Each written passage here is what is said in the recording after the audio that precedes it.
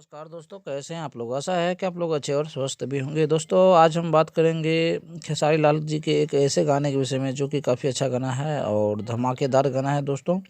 तो क्या है पूरी सच्चाई जानने के लिए हमारे वीडियो को अंत तक बने रहिए और हमारे चैनल को सब्सक्राइब करके लाइक कर लीजिए। तो चलिए दोस्तों खेसारी लाल यादव जी का एक गाना आया है जिसका नाम है कमर की कमाई।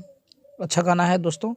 खेसारी लाल जी गाए हैं और शिल्पी राज जी, इसमें नर्मदा मल्लाह जी भी जाएंगी। और दोस्तों राइटर है अखिलेश कश्यप जी, म्यूजिक डायरेक्टर है रोशन सिंह और वीडियो डायरेक्टर है विभांशु तिवारी जी है और प्रोड्यूसर अखिलेश कश्यप जी है। तो दोस्तों वीडियो अच्छा है, आप देखिए और आनंद लीजिए। मैं इस वीडियो का लिंक डिस्क्रिप्शन में दे दूँगा, आप वहाँ से देख सकते हैं।